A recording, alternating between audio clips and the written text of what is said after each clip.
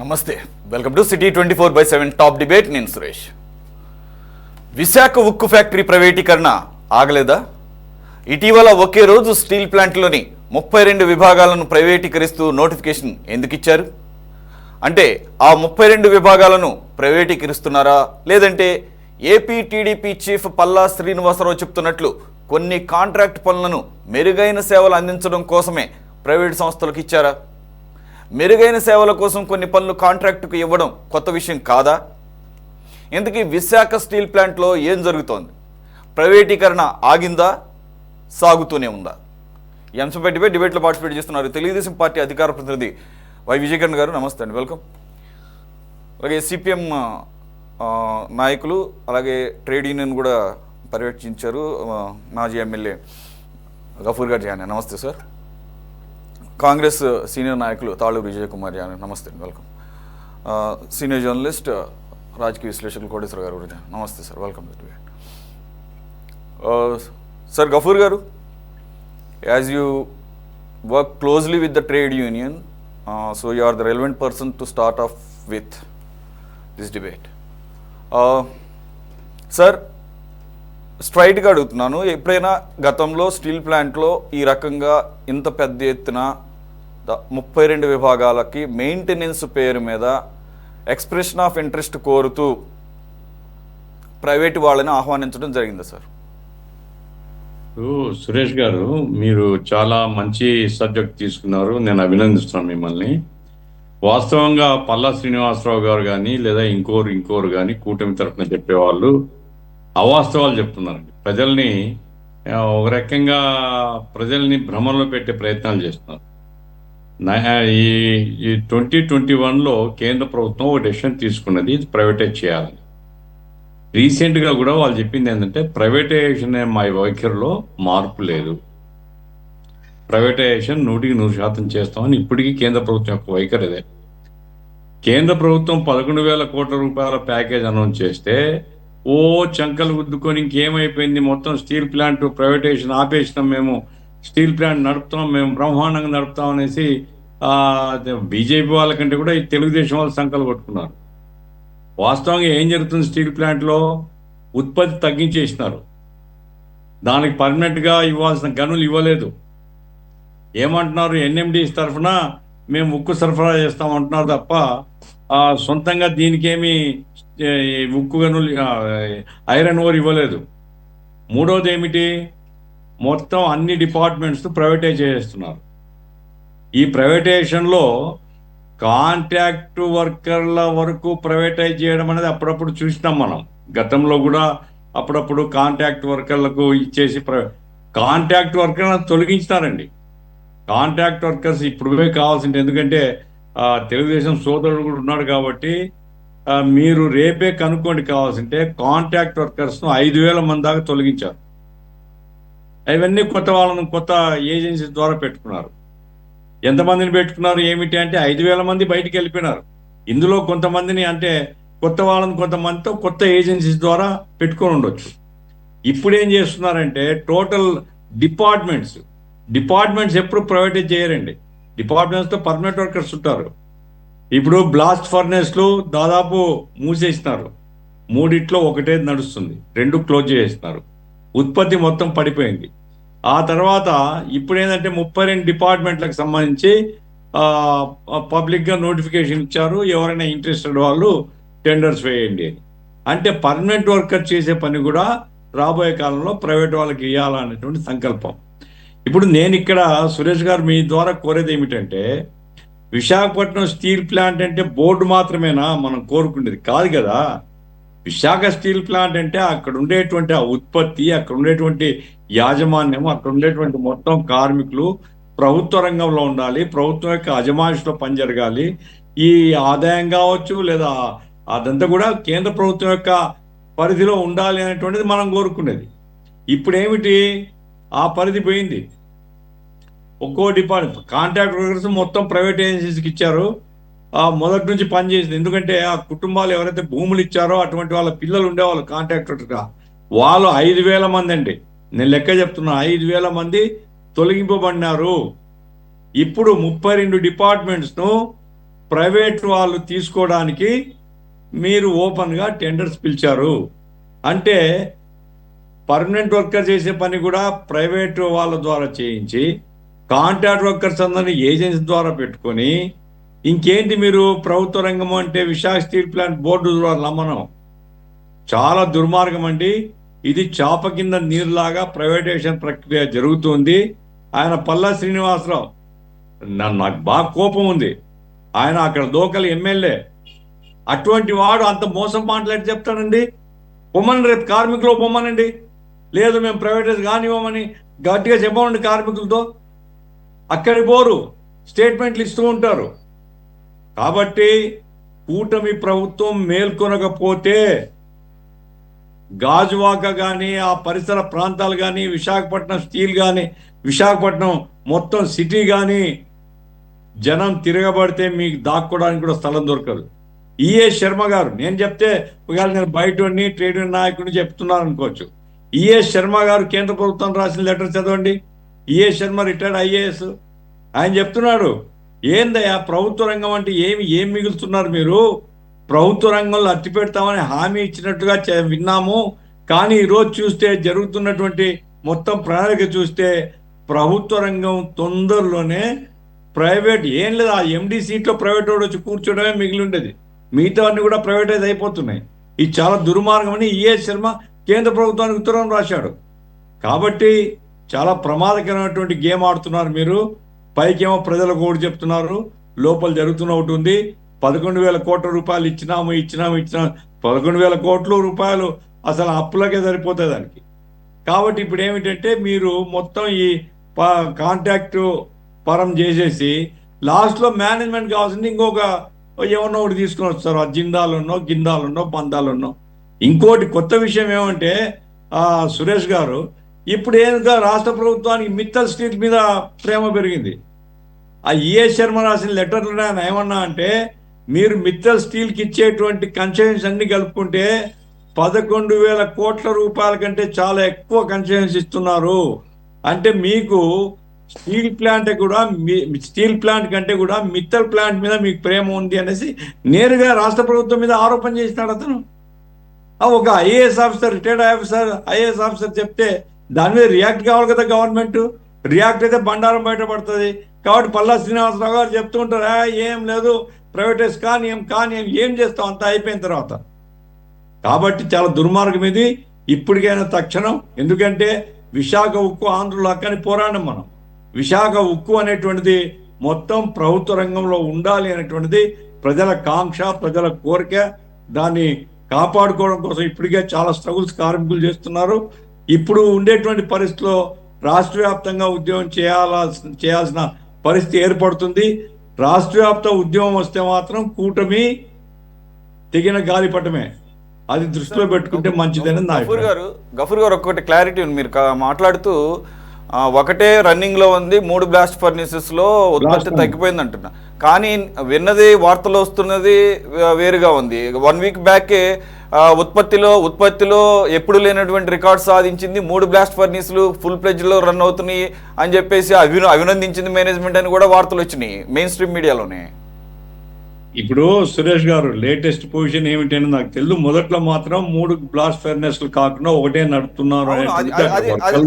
అది మనం 6 months back ఎప్పుడైతే ప్యాకేజ్ అనౌన్స్ చేయకముందు ఈ బ్లాస్ట్ ఫర్నేస్ నడిపినా ఇంకోటి నడిపినా ప్రైవేట్ వర్కర్ల చేత నడపాలి, ప్రైవేట్ ఏజెన్సీ ద్వారా నడపాలనేది గవర్నమెంట్ యొక్క ప్లాన్. ఇప్పుడు గవర్నమెంట్ అంటే స్టీల్ ప్లాంట్ యొక్క ప్లాన్. కాబట్టి operations will continue, but no permanent worker will be there. Last minute లో ఏ జిందాల్ లాంటి అంతనో ఒప్పందం అయిపోతే ఎండి సీట్ లో వాడు కూర్చుంటాడు. కాబట్టి ఇది చాలా కుట్ర జరుగుతుంది అనేటువంటిది నా అభిప్రాయం అండి. బ్లాస్ట్ ఫర్నేస్లకు సంబంధించి కావాల్సిన లేటెస్ట్ మీరు మీ విలేకరులు ఎవరు ఉంటే కనుక్కుంటే నాకు ఎందుకంటే లేటెస్ట్ విషయం తెలియదు నాకు. Right Vijay Kiran garu, what you say? Palla Srinivasarao garu కాదండి మాకు చెప్పాల్సింది. ఎవరైతే మేము దేశవ్యాప్తంగా ఒక పాలసీ డెసిషన్ తీసుకున్నాము అని కుండబద్దలు కొట్టినట్లు time and again Nirmala Sitharaman గారు ఢిల్లీలో కూర్చొని చెప్పినప్పుడు ఆవిడ చేత చెప్పించండి. పల్లా శ్రీనివాసరావు లేకపోతే శ్రీనివాస వర్మ సహాయ మంత్రులు వీళ్ళు కాదు. అలాగే మీరు చెప్పాల్సింది మీడియా ముందు కూర్చొని లేకపోతే పేపర్ స్టేట్మెంట్లు ఇవ్వడం కాదు. ఆయన లోకల్ పర్సనే, గఫూర్ గారు అన్నట్టు. ఐ మీన్ అత్యధిక మెజార్టీతో గెలిచినటువంటి ఆయన పల్లా శ్రీనివాసరావు గారు, ఆయన బాధ్యతగా ఎక్కడైతే ఆందోళన జరుగుతుందో, ధర్నా జరుగుతుందో, RINL Rashtriya Ispat Nigam limited, hour great Andhra pride, Visakha steel plant ఆంధ్రుల హక్కు, అది తీసుకెళ్లి బీజేపీ హక్కుగా వారి చేతిలో పెట్టి అప్పనంగా అమ్ముతామంటే మాత్రం పొలిటికల్ పార్టీస్ని పక్కన పెట్టి వాళ్ళ అఫిలియేషన్స్ని పక్కన పెట్టి గఫూర్ గారు అన్నట్టు మీరు తీవ్రమైన వ్యతిరేకత ఎదుర్కోక తప్పదు. So what you say, how you gonna defend yourself with the Palla statement? Good evening sir, మీకు ప్యానల్ సభ్యులు ప్రేక్షకులందరూ కూడా గుడ్ ఈవినింగ్ అండి. ఇప్పుడు ఏదైతే ప్రచారం జరుగుతూ ఉందో, స్టీల్ ప్లాంట్ని ప్రైవేటీకరణ జరుగుతూ ఉంది, దానిలో భాగంగానే కొన్ని డివిజన్స్ ప్రైవేట్ పరం చేస్తూ ఉన్నారు. ఇది పూర్తిగా స్టీల్ ప్లాంట్ని ప్రైవేటీకరణ చేసేటువంటి దానిలో భాగంగా చేస్తున్నారు అనేటువంటిది వాళ్ళ పెద్దలు చెప్పినా లేదు వేరే వేరే పార్టీలు చెప్పినా ఇదే మాట చెప్తా ఉన్నారు. మేము స్పష్టంగా ఈ రోజున ఒక విషయం మీకు చెప్పదలుచుకున్నామండి. ఇక్కడ ఎట్టి పరిస్థితిలో కూడా విశాఖ స్టీల్ ప్లాంట్ అనేది ప్రైవేటు పరం అయ్యేటువంటి అవకాశమే లేదు. ఎట్టి పరిస్థితిలో దానికి తెలుగుదేశం పార్టీ ఒప్పుకునే పరిస్థితే ఉండదు. ఖచ్చితంగా విశాఖ ఉక్కు ఆంధ్రుల హక్కు, దానికి సంబంధించిన దాంట్లో ఏ విధమైనటువంటి ప్రైవేట్ పరం చేసే దాంట్లో మేము పాలి భాగస్థులం కాము, నెంబర్ 1. రెండోది 98లో కానీ లేదు ఇప్పుడు 2025లో కానీ, అప్పుడు వాజ్పేయి గారు అప్పుడు తలపెట్టినప్పుడు కూడా చంద్రబాబు నాయుడు గారు పూనుకొని దీనికి సంబంధించి 13,000 కోట్ల రూపాయలని ఆ రోజున విశాఖకి దానికి అది ఉన్నటువంటి ఇబ్బందుల నుంచి బయటకు రావడానికి సహకరించడం జరిగింది. అదేవిధంగా ఇప్పుడు కూడా 11,000 కోట్లు సెంట్రల్ గవర్నమెంట్ ఇస్తే దానికి 2,600 కోట్లు కలిపి దాదాపు 14,000 కోట్ల రూపాయలు ఈ ఎన్డీఏ కూటమి పరంగా విశాఖ ఉక్కుకి సహకారం అందించడం జరిగింది. అంటే ఇప్పుడు మీరందరూ ఏదైతే చెప్తా ఉన్నారో దాన్ని నిర్వీర్యం చేస్తా ఉన్నారు, దాన్ని వర్కింగ్ కెపాసిటీని తగ్గిస్తున్నారు అనేటువంటి మాట చెప్తా ఉన్నారు, అది పూర్తిగా అబద్ధం. ఖచ్చితంగా ఈ ప్రభుత్వం విశాఖ ఉక్కుకు సంబంధించి అన్ని రకాలుగా సహాయ సహకారాలు అందిస్తా ఉంది. ఈ రోజు జరుగుతుంది ప్రైవేటీకరణ అంటం కంటే కూడా సంస్కరణలు జరుగుతూ ఉన్నాయి. ఈ సంస్కరణలు దేనికోసం జరుగుతూ ఉన్నాయి? విశాఖ ఉక్కు అనేటువంటిది నష్టాల బాట నుంచి లాభాల బాట రావడానికి కావాల్సినటువంటి సంస్కరణలు తీసుకొస్తా ఉన్నారు. అదేవిధంగా ప్రైవేట్ ఎంప్లాయీస్కి సంబంధించి కొంతమంది దళారులు చేరి ఏది అవసరం ఉన్నా లేకపోయినా ఎంప్లాయీస్ని డబ్బులకి ఉద్యోగాలు అమ్ముకొని ఆ విధంగా విశాఖ ఉక్కు పైన ఆర్థిక భారాన్ని కల్పించినటువంటి పరిస్థితి. వీటన్నిటిని దృష్టిలో పెట్టుకొని కొన్ని విభాగాలు మాత్రమే సంస్కరణలు జరుగుతూ ఉన్నాయి. పూర్తి కెపాసిటీతో విశాఖ ఉక్కు రన్ అవ్వాలనేటువంటిది, లాభాల బాటలో రావాలనేటువంటిది, ఎట్టి పరిస్థితిలో కూడా ఇది ప్రైవేటు పరం కాకూడదు అనేటువంటిది ఈ రాష్ట్రంలో ఏదైనా రాజకీయ పార్టీకి ఉందంటే అది పూర్తిగా తెలుగుదేశం పార్టీకే ఉన్నది. అంతకు మించి ఇప్పుడు వైఎస్ఆర్ కాంగ్రెస్ పార్టీ కానీ ఇంకోరు కానీ ఈ ఈ ఈ పరిస్థితిలో ఈ కనుచూపు మేరలో ఉన్నటువంటి పరిస్థితులు ఎప్పుడు కూడా దానికి ఆర్థిక పరమైనటువంటి పరిపుష్టి కలిగేటువంటి ప్రయత్నాలు చేసినటువంటి దాఖలాలు. కాబట్టి మేము ఎట్టి పరిస్థితిలో కూడా తెలుగుదేశం పార్టీ పక్షాన ఆంధ్రుడిగా ఎట్టి పరిస్థితిలో విశాఖ ఉక్కు అనేటువంటిది ప్రైవేటు పరం కాదు కాదు కాదు. ఇప్పుడు జరుగుతున్నది కేవలం సంస్కరణలు మాత్రమే. అది కూడా విశాఖ ఉక్కుకు సంబంధించినటువంటి పునరుజ్జీవం పొందడానికి, లాభాల బాటలో తీసుకురావడానికి మాత్రమే మా ప్రయత్నాలు జరుగుతూ ఉన్నాయి అనేటువంటిది స్పష్టత ఇవ్వదలుచుకుంటా ఉన్నాం. అదే సంస్కరణలు అంటే ఇన్ ద సెన్స్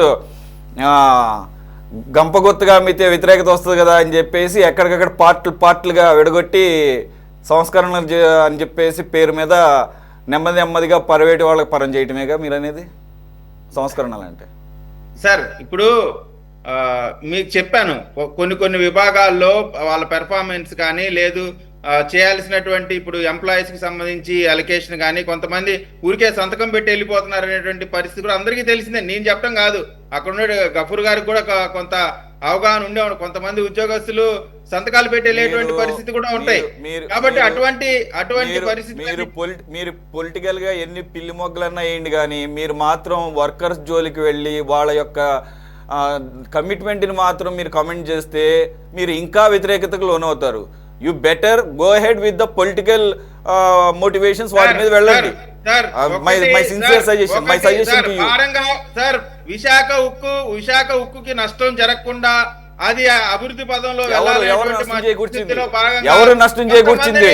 కార్మికులు కాదు, కార్మికుల ద్వారా నష్టం రావట్లేదని మరోసారి నిరూపించారు వాళ్ళు. ఎప్పుడైతే రివైవల్ ప్యాకేజ్ అని చెప్పేసి వాళ్ళకి ఆశ చూపి వాళ్ళని మోటివేట్ చేస్తే వాళ్ళు నిజం అనుకొని కష్టపడి పనిచేసి మళ్ళీ లాభాల్లో తీసుకొచ్చారు. 15,000 మంది ఎంప్లాయీస్ ఉంటే దాంట్లో కొంతమంది కేవలం సంతకానికే పరిమితం అవుతున్నారు. వారిని కట్టడి చేయాల్సినటువంటి అవసరం ఉంది కదా.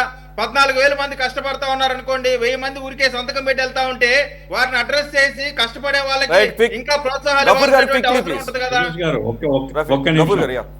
ఒక్క నిమిషం, ఎందుకంటే ఇప్పుడు ఆ సోదరుడు అసలు స్టేట్ గవర్నమెంట్ రోల్ ఏముందంటో, స్టేట్ రోల్ లేని దాని మీద మీరేదో మీదేసుకొని అంతా మీ అరచేతిలో మీరే తిప్పుతున్నట్లుగా మీకు రోలే లేదు దాంట్లో. Central government, entire central government affair. ఇప్పుడు నేను అడుగుతున్నా మీకు, అసలు మీకు ఏమైనా మీకు బాధ్యత ఉంటే, అరే ఒక పెద్ద స్టీల్ ప్లాంట్ గవర్నమెంట్ సెక్టార్లో ఉండేదానికి ఇంతకాలం పాటు ఇనుప ఖనిజాన్ని కేటాయించినందువల్ల వేల కోట్ల రూపాయలు నాశనం. మీరు ఒక వర్కరు సంతకం చేసి పని చేయలేదు, ఇంకో వర్కరు పని చేయకుండా పండుకున్నాడు, ఇదే మీరు వెతకాల్సింది. స్టేట్ గవర్నమెంట్ ఒత్తిడి తీసుకుని వచ్చి సెంట్రల్ గవర్నమెంట్ ద్వారా ఐరన్ ఓర్ ఖనిజాన్ని కేటాయిస్తే వేల కోట్ల రూపాయలు మిగులుతాయి దానికి. ఆ తర్వాత లోన్ రీషెడ్యూల్ చేయిస్తే వేల కోట్లు మిగులుతాయి. ఇటువంటి పనులు చేయకుండా మీరు వర్కర్లు ఎవడో నిద్రపోతున్నాడు, ఎవడో పని చేయడం లేదు, ఎవడో ఉద్యోగాలు అమ్ముకుంటే పట్టుకోండి, ఎవరొద్దన్నారు? ఏమైనా పెట్టించినా మీరే పెట్టించుంటారు, ఎందుకంటే మీ ఎమ్మెల్యే నాడు ఉండేది. అట్లా ఏమన్నా ఆ డబ్బులకు ఏదైనా పనులు చేసింటే మీరే చేసి ఉండాలి తప్ప ఎవరు చేస్తారు డబ్బులకు? కాబట్టి మీరు చేయాల్సిన పని మీరు చేయకుండా మీరు ఇప్పుడు అక్కడ వైసీపీని తిట్టడం, మీరు తిట్టండి, మాకేం అభ్యంతరం లేదు. వైసీపీ రోల్ కూడా ఏం లేదండి. వైసీపీ ఏం చేస్తారు అందులో? టీడీపీ రోల్ కూడా లేదు. సెంట్రల్ గవర్నమెంట్ ఇండస్ట్రీ అది. సెంట్రల్ గవర్నమెంట్ ను ప్రెజర్ చేసి మీరు ఏ మేరకు రిలీఫ్ తెస్తారు అనేది ఎదురు చూసేది. ఇప్పుడు 5,000 మంది కాంట్రాక్ట్ తొలగించారు, మీరు పోయి కనుక్కోండి. వినండి, నేను మీ మంచి కోసం మీ మీద గౌరవంతో చెప్తున్నా. 5,000 మంది కాంట్రాక్ట్ వర్కర్ను తొలగించారు, అవునా కాదా? రేపై వెరిఫై చేయండి. 32 డిపార్ట్మెంట్స్ లో మీరు నోటిఫికేషన్ ఇచ్చారు, ఎవరెవరు వస్తారో రండి, మొత్తం ఆపరేషన్స్ మీకు అప్పచెప్తామని. నిజమా కాదు మీరు ఎంక్వైరీ చేయండి. ఆ రకంగా ఒక్క చోట 2 చోట్ల కాదండి, 32 డిపార్ట్మెంట్స్ 42 డిపార్ట్మెంట్స్ లో చేసేస్తే ఇంకేం మిగలదు, బోర్డు మాత్రం మిగులుతుంది. దయచేసి సీరియస్ గా దాన్ని పరిశీలిస్తే మంచిది తప్ప మీరు మా మీద ఆరోపణ చేస్తే మేము వెంటనే తిప్పి కొట్టాలనే పద్ధతిలో మీరు రియాక్ట్ అయితే ఏం ఉపయోగం? అది మీ రోల్ కూడా లేదు. కాబట్టి మీరు కలిసి రావాలని మేము కోరుతున్నాం. సెంట్రల్ గవర్నమెంట్ మీద కావాల్సింటే ఆల్ పార్టీని తీసుకొని పోండి మీరు, లేదా మీరు పోయి పరిశీలించండి అక్కడ. ఆ రకంగా చేయండి తప్ప మీరు అట్లా కాకుండా ఉంటే మాత్రం మీకు నష్టం జరుగుతుంది. రైట్ కిరణ్ గారు, మళ్ళీ మీ దగ్గరికి వస్తాను. ఒకటి, ఇక్కడ వైసీపీకి రోల్ తర్వాత సంగతి అసలు నైతిక హక్కు కూడా లేదు. వై? బికాస్ ఎల్వి సుబ్రహ్మణ్యం గారు క్లియర్గా రివీల్ చేశాడు. వాళ్ళ నాయకుడు అయితే జగన్మోహన్ రెడ్డి గారు అసలు స్టీల్ ప్లాంట్ ఎలాగో ప్రైవేట్ పరం చేద్దామని డిసైడ్ అయిపోయారు కదా, తీసేస్తే ఆ ప్లేస్లో 33 ఎకరాలు బాగానే అమరావతి లాగా మ్యాచ్ అవుతుంది, అక్కడ క్యాపిటల్ పెడితే ఎలా ఉంటుందని చెప్పేసి ది దెన్ చీఫ్ సెక్రటరీని అడిగితే ఆయన షాక్ తిని ఆయన కాదంటే అదేంటన్నా నువ్వు ఎప్పుడు ఇలాగ అడ్డం పడతావు అని చెప్పి జగన్మోహన్ రెడ్డి గారు అన్న విషయాన్ని ఆయన పదవి విరమణ తర్వాత మీడియాతో ఆయన అభిప్రాయాలు పంచుకున్న వ్యవహారాన్ని మనం చూసినప్పుడు వైసీపీకి ఏ కోశాన నైతిక హక్కు లేదు. ఇది ఆంధ్ర ప్రజల యొక్క నైతిక హక్కు. ఇది 2, ఇదేదో ఈరోజు అధికారంలో ఉన్నాం కదా, పాలసీ మ్యాటర్ కదా అని చెప్పేసి అన్ని ఇండస్ట్రీస్ని దృష్టిలో పెట్టుకొని తీసుకున్న పాలసీకి దీన్ని ఎక్స్క్లూడ్ చేయాలి. Why? Because it is an emotion, it is a sentiment to Andhra people, so which is not to be the part of the policy even though it has been taken national wide. Sir Talluru Vijay Kumar garu, మీకు బాగా తెలుసు దీని చరిత్ర. ఇంక మళ్ళీ దాని గురించి వెళ్ళాల్సిన అవసరం లేదు. దీంట్లో చాలా సింపుల్. అసలు ఇది కావాలని దీన్ని కాయలా చేయడం అంటారు కదా, ఫస్ట్ దాన్ని నష్టాల బాటు పట్టించాలి. నష్టాలు వస్తున్నాయని చెప్పేసి కారణం చూపించి ఇది ఎప్పటి నుంచో ఉన్న స్ట్రాటజీనే, ఇదేదో కొత్తగా వీళ్ళు ఇన్నోవేట్ చేసింది ఏం కాదు. వీళ్ళు ఎన్ని కథలు చెప్పినా ఎన్ని స్టోరీలు చెప్పినా, కాకపోతే వీళ్ళు ఇన్నోవేటివ్ ఇంకోటి కూడా చేశారు. 11,000 కేంద్ర ప్రభుత్వం 11,000 కోట్లని, ఇక్కడ ఒక 2,600 కోట్లని, మొత్తం 14,000 కోట్లతో రివైవ్ చేస్తాం అనేదిగా. అలా నష్టాల్లో ఉన్నదాన్ని ఎవడు కొనడని చెప్పేసి దాన్ని బాగా మేపి బాగా అదేంటి మేకపోతుని బలివ్వడానికి ముందే అలా అయితే తయారు చేస్తారో అలా మేపి, ఆ మేపేది మనందరికీ ఏం చెప్పారు, ఆంధ్ర ప్రజల సెంటిమెంట్ కోసం, లేకపోతే విశాఖ స్టీల్ కార్మికుల కోసం అని చెప్పి మనం అప్పుడే డౌట్ పడ్డాం. మనం దీని మీద అనేక డిబేట్లు చేసాం 6 months బ్యాక్. ఎప్పుడైతే ఈ ప్యాకేజ్ ప్రకటించారో అప్పుడే మనకు అనుమానాలు ఉన్నాయి. వై? బికాస్ అది బీజేపీ ఒక డెసిషన్ తీసుకుంది అని అంటే అది వెనక్కి వెళ్ళదు. అందులో నేషనల్ పాలసీ. అది వాళ్ళు తీసుకున్నది మన కోసం, ఏదో స్టీల్ ప్లాంట్ కోసం తీసుకున్న డెసిషన్ కాదు అది. అదే నిర్మలా సీతారామన్ చెప్తా వచ్చారు. వీళ్ళు అక్కడ మినిస్టర్లు అయ్యుండి కూడా ఇక్కడికి వచ్చి బాకాలు వదలడం తప్ప అదేదో మనం అప్పటి నుంచి డిమాండ్ చేస్తున్నాం. మోదీ చేత అనిపించండి, 2 సార్లు వచ్చాడు ఈ మధ్యకాలంలో. యోగా చేయడానికి ఒకసారి వచ్చాడు ఆయన, అమరావతి కోసం 2వ సారి వచ్చాడు మళ్ళీ చేయడానికి శంకుస్థాపనలో వచ్చి. మరి ఆయనతో ప్రకటింపజేయాలి కదా, అట్లీస్ట్ ఒక మినిస్టర్తో చేయాలి కదా. సీతారామన్ కదా చెప్పింది దీని గురించి. మరి అది చేయకుండా, sir what is your promise to the AP? ఎందుకంటే వీళ్ళు ఎలాగ ఆగరు, నేనైతే కన్ఫర్మ్ చెప్తున్నాను, ఇది ఆగేది కాదు. If Congress comes in to the power in next general election 2029, will you give any? తప్పకుండా సార్. ఎందుకంటే తీసుకొచ్చిందే కాంగ్రెస్ పార్టీ, అక్కడ నిలబెట్టిందే కాంగ్రెస్ పార్టీ, వాళ్ళందరికీ హక్కు ఇచ్చిందే కాంగ్రెస్ పార్టీ. మీకు ఎలక్షన్ ముందు చూసే ఉంటారు, రేవంత్ రెడ్డి గారిని తీసుకొచ్చి, వినబడుతుంది సార్? ప్లీజ్. రేవంత్ రెడ్డి గారిని తీసుకొచ్చి షర్మిల గారు ఒక మీటింగ్ పెట్టారండి కార్మికుల యొక్క భరోసా కోసం. తర్వాత మొన్నే 4,000 మందిని కార్మికులు తీసేస్తున్నారంటే ఆమె ఆభరణ దీక్ష చేశారు. అది చూసారు. అర్ధరాత్రి తన టెంట్ తీసేసి, అంతకు ముందే ఆ టెంట్ తీసే ముందే మేము కార్మికులు తీయడం లేదు, ఉంచుతున్నామని ఒక స్టేట్మెంట్ ఇచ్చి తను ఏదో మభ్యపెట్టి టెంట్ తీసేశారు. ఈ టెంటే కాదండి, 5 సంవత్సరాలుగా పాపం కార్మికులు నడుపుతున్న టెంట్ను కూడా తీసేశారు. అక్కడ వైసీపీ కన్నా ఒక మెట్టెక్కి కూటమి ప్రభుత్వం కార్మికులు కూడా హక్కులు ఎలాగైతే మీకు తెలంగాణలో ఇందిరా పార్క్ దగ్గర తీసేశారో, అలాగే కార్మికుల ఆ ఉక్కు ఫ్యాక్టరీ దగ్గర ఉన్న గేట్ దగ్గర ఉన్న ఆ శిబిరాన్ని కూడా ఎత్తేసారు. ఎంత దారుణం అండి! మాట్లాడే హక్కు ఎవరా? స్వేచ్ఛకు వాతావరణం ప్రజాస్వామ్యాలు ఉండదా? తప్పు కదా. ఇప్పుడు కార్మికులందరూ కూడా సంతకాలు పెట్టి వెళ్ళిపోతున్నారని సోదరుడు అన్నారు, అది తప్పదు. ఎందుకంటే కార్మిక నాయకులు 1000 మంది ఉంటారండి. ఎక్కడ ఉంటారు? 100 మంది ఉంటారు కార్మిక నాయకులు, లేకపోతే ఒక 50 మంది ఉంటారు. వాళ్ళకున్న లైబిలిటీని బట్టి వాళ్ళు ఒక్కోసారి డ్యూటీలకు వెళ్ళలేకపోవచ్చు. వాళ్ళు కేవలం కార్మికుల యొక్క క్షేమాల కోసమే ముందుకెళ్తారు. అది మనం ఒక ప్రజల్లో ఉన్న ఒక ప్రజాప్రతినిధిగా, లేకపోతే ఒక పార్టీ ప్రతినిధిగా మనం అలా మాట్లాడడం మంచిది కాదన్నది నా ఉద్దేశం.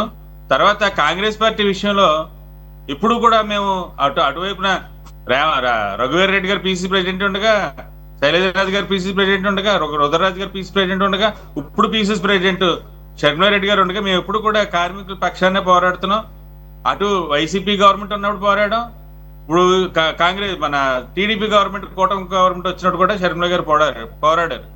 ఈ విషయంలో నేను కార్మికులందరికీ విజ్ఞప్తి చేసేది ఏంటంటే, మీరందరూ పార్టీలకు అతీతంగా ఒక టీమ్గా ఏర్పడితే షర్మిల గారితో మాట్లాడి ఆ టీంని రాహుల్ గాంధీ గారు ఎక్కడైతే బీహార్లో చేస్తున్నారో ఓటు చోరీ మీద, అక్కడ వెళ్తే బాగుంటుంది అనేది నా యొక్క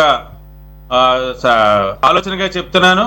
మీరందరూ కూడా కూటమికి, ఎందుకంటే దాంట్లో కూడా చాలా మంది ఐఎన్టీసీలో పనిచేసిన వాళ్ళు ఉన్నారు, అందరూ కూడా డైరెక్ట్ గా పరిచయస్తులే. మంత్రి రాజశేఖర్ గారిని, ఇలా చాలా మంది అయోధ్య గారు కానీ, వీళ్ళందరూ కూడా జాస్ట్ అయోధ్య గారు కానీ ఇలాగ అందరూ ఉన్నప్పుడు అందరూ ఉన్నారు కాబట్టి వీళ్ళు ఇక్కడ కాదండి, ఎక్కడో మూల. ఇప్పుడు మేము మొన్న యోగాకి మోడీ గారు వచ్చారు, ఓకే. తర్వాత అమరావతి రీఓపెనింగ్ వచ్చారు. ఏం మాట్లాడతారండి ఆయన? ఉచితంగా మాట్లాడే మాటలే మాట్లాడతారు. ఎంత దారుణం అండి! అమరావతి ఓపెనింగ్ వచ్చి మన రాష్ట్రంలో ఉన్న అన్నింటికి ట్రాక్లో ఓపెనింగ్లు చేస్తారా? 13, 23 ప్రాజెక్టులు ఇస్తున్నారని చెప్పారు. అవి రైల్వే ట్రాక్ల ప్రాజెక్టులా? ఎంత ప్రజలను ఇంకేం మభ్యపెడతారండి? ఏమీ లేదండి. ఇప్పుడు వైసీపీ గవర్నమెంట్ అయినా, టీడీపీ, బీజేపీ మన కూటమి గవర్నమెంట్ అయినా చేస్తాలో కొత్త నీరేనండి, అంతే, ఏం లేదు. అప్పుడు బ్లూ నీరు, ఇప్పుడు పసుపు నీరు, అంతే చెప్తే లేదు. ఇప్పుడు మీరు అంతగానో ఒక మెట్టు ఎక్కేశారు కానీ అంతగానే ఏం లేదండి. అప్పుడే కొద్దిగా కనీసం వాళ్ళ టెంట్ని హక్కుగా మాట్లాడడానికన్నా ఉంది. ఇప్పుడు అది లేకుండా పోయింది. ఎలాగంటే ఆ రోజుల్లో అంటే టీడీపీ తరపున మాట్లాడుతున్నారు, ఈ రోజుల్లో అంటే వైసీపీ తరపున మాట్లాడుతున్నారు. ఎవరైనా ప్రశ్నించే వాళ్ళు ఉంటే వాళ్ళని ఒక బురద జల్లడం, వాళ్ళు నోరు మూయడం, ఇది పద్ధతి కాదండి. పల్లా శ్రీనివాసరావు గారు టీడీపీ అధ్యక్షులే కాదండి, ఆ స్థానిక ఎమ్మెల్యే. ఆయన అలా మాట్లాడిపోతే ఏం మాట్లాడతారు? చంద్రబాబు నాయుడు గారు చెప్పాలి, వాళ్ళు పిలిపించి మాట్లాడాలి, కార్మిక సంఘాల నాయకులతో మాట్లాడాలి. ఆదివారం అడ్మినిస్ట్రేటివ్ ఉన్న 32 డిపార్ట్మెంట్లు మూసేశారని కార్మికులు గగ్గోలు పెడుతుంటే ఇదే పల్లా శ్రీనివాసరావు గారు ఓ టీమ్గా కనీసం సీఎం గారి దగ్గర తీసుకెళ్లారండి? లేకపోతే ఆయన టీమ్గా ఏర్పడి ఆయనకున్న లైబిలిటీ ఉంది కదా, స్టేట్ ప్రెసిడెంట్ గా ఆయన తీసుకుని ఢిల్లీ వెళ్ళొచ్చు కదా. ఎందుకలా మభ్య పెడుతున్నారు? ఒక కేంద్ర మంత్రి ఉన్నాడు ఆయన, మన రామ్మోహన్ నాయుడు గారు, ఆయన ఇష్యూలు తీసుకోవచ్చు కదా. ఆ 3 జిల్లాలు కానీ ఈస్ట్ వెస్ట్ జిల్లాలు కానీ ఇది డైరెక్ట్ గా ఇండైరెక్ట్ గా ఉక్కు ఫ్యాక్టరీ అనేది ఒక ఎమోషన్. అలాగే మీకు ఉమ్మడి రాష్ట్రంలో ఉన్నప్పుడు కూడా అటు హైదరాబాద్ నుంచి విశాఖపట్నం వరకు అందరూ కూడా విశాఖ ఉక్కు ఆంధ్రుల హక్కు అని తెన్నేటి విశ్వనాథ్ గారి కాడ నుంచి అది మొదలెట్టింది. ఎంతో మంది ప్రాణత్యాగాల మీద నడిచింది. ఒక ఎమోషన్, ప్రతిదీ ఒక ఎమోషన్. మీకు తమిళనాడు చూడండి, తమిళనాడు జల్లికట్టు అనేది ఒక ఎమోషన్. జల్లికట్టు వాళ్ళందరూ ఆడరు కదా. ఇప్పుడు విశాఖ ఉక్కులో అందరికీ రాకపోవచ్చు, కానీ మాకుంటూ ఒక ఫ్యాక్టరీ ఉంది, మాకుంటూ ఒక విధానం ఉంది. దాన్ని బట్టే కదా విశాఖపట్నం స్టీల్ సిటీ అని ఒక పేరు వచ్చింది. ఎందుకు ఇలా చేస్తున్నారు అనేది అర్థం కాలేదు. తర్వాత ఈ విషయంలో కాంగ్రెస్ పార్టీ ఎప్పుడు కూడా ముందు ఉంటుందండి. ఇప్పుడు కార్మికుల పొట్ట కొట్టకండి, కార్మికులకు ఇప్పుడు కావచ్చు నిర్వాసితులకు కూడా అక్కడ ప్యాకేజీలు ఇవ్వలేదు. వాళ్ళ ఉద్యమం చేస్తున్నారు, వీళ్ళకు ఉద్యమం చేస్తున్నారు. అన్ని ఉద్యమాల మధ్యలో దఫదఫాలుగా ఆపుతామని అంటలేదండి. దఫదఫాలుగా మీరు ఎందాక అన్నారు చూసారు కదా, దాన్ని జబ్బుదని తెలియజేయాలంటే దానికి ఇన్న అన్నం పెట్టకుండా దాన్ని జబ్బుగా వచ్చేటట్టు చేస్తే అది నీరసపడిపోయి పక్కకి వెళ్ళిపోద్ది. అదే ఉద్దేశంతో చేస్తున్నారు. ఈ విషయంలో మటుకు కాంగ్రెస్ పార్టీ ఖచ్చితంగా ఈసారి నుంచి ఉండదు. ఎందుకంటే ఇప్పుడు వరకు మా వాయిస్ వినబడకుండా చేశారు. మీలాంటి టీవీలు చెప్తే అన్ని టీవీలు అమ్ముడుపోయే, అన్ని మీడియా కూడా గోడియా అయిపోయింది, మోడియా టీవీలు అయిపోయినాయి. మీలాంటి స్వచ్ఛందంగా ఉండి సురేష్ గారు లాంటి మన ఒక మంచి సభ్యుడు ఇప్పుడు ఏ టీవీలో కూడా కనబడదండి. ఉక్కు మీద ఇదేం కనబడదు. ఎందుకంటే అస్తమాలు కూడా ఆవిడెవరు అరుణ అంట, లేకపోతే ఆ పేరోల మీద వచ్చాడు, అవే డిస్కషన్స్. అసలు ప్రజలకు ఉపయోగపడేది ఎప్పుడు చేస్తారండి మనోళ్ళు? ఎంత దారుణం చెప్పండి. ప్రజలకు ఉపయోగపడేది కదా, 5 జిల్లాలకు ఉండేది. దీన్ని మనం సబ్జెక్ట్ పట్టుకుంటే మీరు ఎప్పుడు కూడా నేను చూశాను ఇది ఒక 25-30 మీరు పెట్టే డిబేట్ అలాగే ఫ్రూట్ఫుల్ వచ్చింది అనుకోండి, ప్రజలు వింటారు, కార్మికులు కూడా ఆనందపడతారు. మాకుంటే ఒక భరోసా ఉంది, మా తరపున మాట్లాడే ప్రజలు ఉన్నారు. ఆ విధంగా టీడీపీ కూడా వెళ్ళాలని కోరుకుంటున్నాను. నేను స్థానిక ఎమ్మెల్యేగా ఆయన ఒక టీడీపీ అధ్యక్షుడిగా ఉన్నారు కాబట్టి నా తరపున కాంగ్రెస్ పార్టీ తరపున విజ్ఞప్తి చేసిందంటే సోదరుడు విజయ్ కిరణ్ గారు ఉన్నారు కాబట్టి మీరు కూడా మాట చెప్పండి. ఇలాగే టీవీ డిబేట్లో జరిగిందండి, మన అందరూ కూడా తీసుకెళ్తే బాగుంటుందని పెద్దలు. ఎందుకంటే అక్కడ అనలిస్ట్ కానీ మన గఫూర్ గారు కానీ రాష్ట్ర నాయకులు ఎప్పటి నుంచో సీనియర్ నాయకులు, వాళ్ళ సలహాలు కూడా తీసుకుని ముందుకెళ్తే చాలా బాగుంటుందని ఉద్దేశం. ఇటువంటిది ఎప్పుడు కూడా ఇంకా చేయకూడదు. ఎందుకంటే ఒక ఎమోషన్తో కూడిందండి. మనకు ప్రత్యేక హోదా ఆంధ్రుల హక్కు అని ఎంత ఎమోషన్గా ఉంది, దాన్ని అణిచిపెట్టారో. అలాగే బయటకు వచ్చిన ఈ స్టీల్ ప్లాంట్ని మీరు అమ్మేద్దామని చూస్తే విశాఖ ప్రజలు ఒప్పుకోరు. గఫూర్ గారు చెప్పినట్లు ఇది చాప కింద నీరులో వ్యాప్చింది, సిటీ వరకు వ్యాప్చింది అంటే ఆపడం అనేది చాలా కష్టం. ఇప్పుడు ఏదో స్టీల్ ప్లాంట్ పాయకరపేటలో వచ్చేస్తుంది, నక్కపల్లి దగ్గర వచ్చేస్తుంది. ఉన్న స్టీల్ ప్లాంట్ నిలబెట్టండి ముందు. ఎక్కడో స్టీల్ ప్లాంట్ రావడం కాదు, ముందు ఈ స్టీల్ ప్లాంట్ నిలబెట్టి కొత్త స్టీల్ ప్లాంట్ తేవండి. కొత్తది తెస్తామని చెప్పి పాతది అమ్మేసుకోవడం, లేకపోతే ఏదో జేబులో రూపాయి ఉందని వస్తుంది, ఎప్పుడో వస్తుందని చెప్పి జేబులో రూపాయి పడేయడం అనేది మంచిది కాదు. కాంగ్రెస్ పార్టీ తరఫున విజ్ఞప్తి చేసేది ఏంటంటే గఫూర్ గారికి కానీ పెద్దలకు కానీ మీకు తెలిసిన కార్మిక నాయకులు ఉంటారు కదా, ఓ టీముగా ఏర్పడండి. ఎన్డీఏ కూటమిక నాయకులను కలుద్దాం. ఎప్పుడైతే ఇది ఢిల్లీ వెళ్ళిందో నేను చూసి ఫస్ట్ 2013లో ఒక జీపు జాతి ఒకటి చేశారు, పోస్కో కంపెనీకి అమ్మేస్తున్నారండి. అప్పటి నుంచి నిరంతర కమ్యూనిస్టులు కానీ కార్మికులు కానీ పోరాడుతూనే ఉన్నారు. ఆ విశాఖపట్నం నుంచి అమరావతి వరకు ఒక ర్యాలీ కూడా తీశారు. ఇప్పుడు నిరంతరం పోరాటం అయితే ఎప్పుడు ఫ్రూటర్ వస్తుందండి? చాలా తప్పు చేసేది. దాని ప్రజలు కూడా చాలా మీరేదో చేస్తారనేసి ఆ 3 జిల్లాలలో కూడా కూటమికి ఎనామినస్ కి ఎలక్ట్ చేసుకున్నారు. ఆ మాట తప్పకండి. చంద్రబాబు నాయుడు గారు మాట తప్పకండి, పవన్ కళ్యాణ్ గారు మాట తప్పకండి. ప్రతి వారం కూడా ఎవరో ఒకరు వెళ్తూనే ఉన్నారు. వెళ్తే ఎవరు మన లోకేష్ గారు వెళ్తున్నారు, చంద్రబాబు నాయుడు గారు వెళ్తున్నారు, పవన్ కళ్యాణ్ గారు ఢిల్లీ వెళ్తున్నారు. వెళ్తున్నప్పుడు ఈ సబ్జెక్ట్ని పట్టుకోలేరా? ఎందుకు భయపడుతున్నారు మీరు? మీ మీద ఆధారపడి ఉంది. ఇప్పుడు రేపు పొద్దున్న ఎన్నికల్లో బీహార్ తేలిపోతుంది, తేలిపోతే నితీష్ కుమార్ గారి స్టాండ్ తెలిసిపోతుంది. అప్పుడైనా మీరు స్టాండ్ తీసుకుని చేయగలిగితే, జగన్ గారు ఏదో లోపలేసాం లేదా ఐక మాట్లాడుకోవడం కాదు, మనకు రాష్ట్రానికి కావాల్సింది ఏంటది మాట్లాడుకుంటే మంచిదనేది కాంగ్రెస్ పార్టీతో నా ఉద్దేశం అండి. Right Vijay Kumar sir. కోటేశ్వర్ గారు, యా ప్లీజ్. దీని గురించి మనం ప్యాకేజ్ వచ్చినప్పుడు కూడా మనం దీని మీద మాట్లాడుకున్నాం. కర్ణాటకలో భద్రావతి చాలా పురాతనమైనటువంటిది, మూసేసినటువంటి ప్లాంట్. ఆ మూసేసినటువంటి ప్లాంట్ కి మరి ఉక్కు శాఖ మంత్రిగా ఉన్నటువంటి కుమారస్వామి 15,000 కోట్లు కేటాయించుకున్నాడు. పనిచేస్తూ లాభాలు ఆర్జించడానికి అవకాశం ఉండి ఆధునికమైనటువంటి ప్లాంట్ విశాఖకు మాత్రం 11,000 కోట్ల చిల్లర కేటాయించారు. ఇది ఎక్కడే న్యాయం అని చెప్పేసి అన్నప్పుడు, లేదు ఇది మొదటిసారి వస్తుంది, తర్వాత ఇంకా వస్తాయి వేగంలో కొద్ది డబ్బులు వస్తాయి అన్నట్టుగా అప్పుడు తెలుగుదేశం ప్రతినిధులు మాట్లాడారు. సరే, వేగంలో వస్తాయా రావా అనేది మనం చూసాం. దాని గురించి కార్మికులు మొదటి నుంచి లేవనెత్తినటువంటిది, లేదా కాంగ్రెస్ పాపం నుంచి, కాంగ్రెస్ కూడా దీనిలో ఏం తక్కువైందని లేదు, దానికి క్యాపిటివ్ మైన్స్ కేటాయించాలనేటువంటిది ఐరన్ ఓర్ కి ఎప్పటి నుంచో చేసినటువంటి దాన్ని గత కాంగ్రెస్ ప్రభుత్వం పట్టించుకోలేదు, ఇప్పుడున్నటువంటి బీజేపీ ప్రభుత్వం కూడా పట్టించుకోవట్లేదు.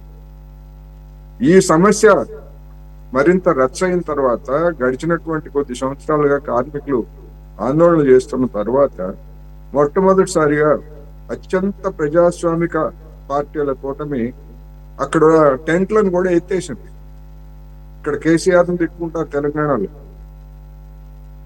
ఆ పనే చేసింది. అక్కడ కార్మికులు చేస్తున్నటువంటి నిరంతరం చేస్తున్నటువంటి ఆందోళన కనపడితే అదేదో అశుభంలాగా కనిపిస్తుందని చెప్పేసి బలవంతం చేసి కార్మికులందరినీ కూడా వెళ్ళగొట్టి బెదిరించి చేసినటువంటి పెద్దలు తెలుగుదేశం పార్టీ, జనసేన, బీజేపీ.